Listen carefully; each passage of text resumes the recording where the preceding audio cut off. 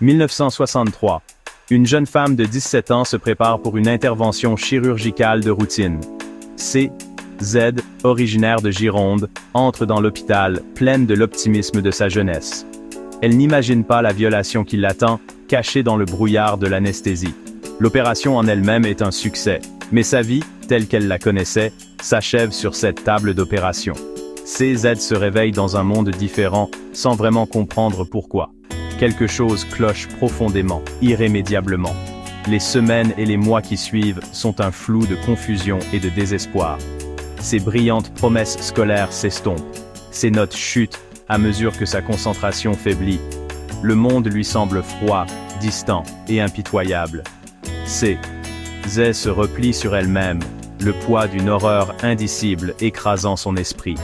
Son énergie vibrante s'efface, remplacée par une profonde tristesse qui menace de la consumer.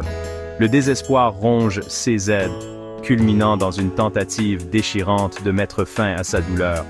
Son jeune corps, déjà trahi de la manière la plus horrible, porte désormais les cicatrices de son appel au secours désespéré. Physiquement, elle récupère, mais sa santé reste fragile, son esprit encore plus. Les médecins, déconcertés par son état de santé qui se détériore, lui prescrivent de fortes doses de cortisone, ignorant la véritable source de ses souffrances. Z porte le poids de son secret, la honte et la peur s'accrochant à elle comme un linceul. Comment pourrait-elle exprimer l'indicible, l'inimaginable? Qui la croirait? Le fardeau de sa vérité inexprimée devient une barrière invisible, la séparant de ses proches et l'étouffant de l'intérieur. Les années passent, et CZ, malgré l'immense douleur qu'elle porte, trouve la force de se construire une vie. Elle se marie et fonde une famille, s'accrochant à eux comme à des phares dans l'obscurité qui persiste. Pourtant, le traumatisme du passé projette une longue ombre sur son présent. L'intimité reste un champ de bataille, son corps un rappel constant de la violation qu'elle a subie. Communiquer ses peurs et ses angoisses les plus profondes à son mari lui semble insurmontable. Comment pourrait-elle le charger de l'obscurité qui la hante? Le simple fait de parler est comme revivre le traumatisme. Chaque mot un écho douloureux de la violation. Alors elle reste silencieuse, sa douleur un lourd manteau qu'elle n'ose pas enlever. Les années passent, mais le passé refuse de la lâcher. CZ est en proie à un malaise persistant, un sentiment lancinant que quelque chose ne va pas en elle. Son esprit, autrefois vif et concentré, est maintenant embrouillé, ses pensées fragmentées et insaisissables. Elle a du mal à se concentrer, à trouver de la joie dans les moments quotidiens que les autres semblent apprécier si facilement. Les symptômes physiques persistent également. Son corps, autrefois source de force et de vitalité, est maintenant lourd, accablé par le fardeau invisible qu'elle porte. La fatigue devient une compagne constante, lui volant son énergie et la laissant épuisée et vidée. C'est comme si le traumatisme s'était infiltré en elle, l'empoisonnant de l'intérieur. En 1987, après des années de souffrance silencieuse, une lueur d'espoir apparaît. Poussée par un besoin désespéré de guérison, CZ prend la courageuse décision de demander de l'aide professionnelle.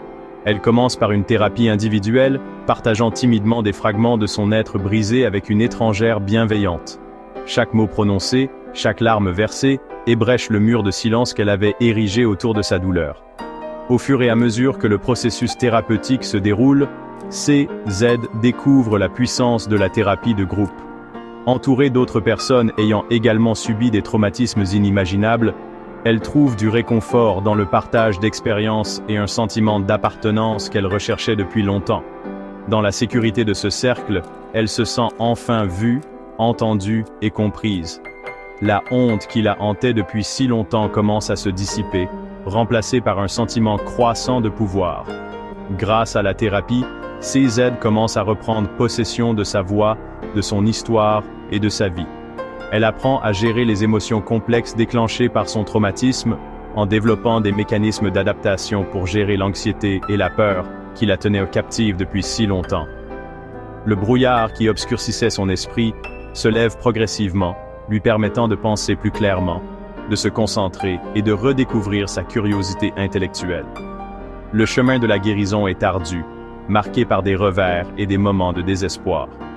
Mais CZ persévère, animé par une nouvelle détermination à se libérer des chaînes de son passé. Et lentement, péniblement, elle commence à guérir.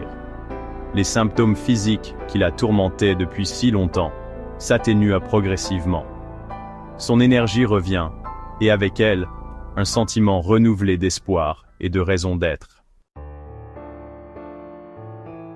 L'histoire de CZ témoigne de la résilience de l'esprit humain, mais elle constitue également un puissant appel à l'action. À ceux qui ont souffert en silence, elle adresse ce message: vous n'êtes pas seul. Briser le silence est souvent l'étape la plus difficile, mais c'est aussi la plus cruciale. Demander de l'aide n'est pas un signe de faiblesse, mais un acte d'immense courage. Il existe des ressources, des professionnels bienveillants prêts à vous écouter et à vous soutenir dans votre cheminement vers la guérison. Le chemin du rétablissement peut être long et difficile, mais vous n'avez pas à le parcourir seul. Tendez la main, connectez-vous et laissez-vous soutenir.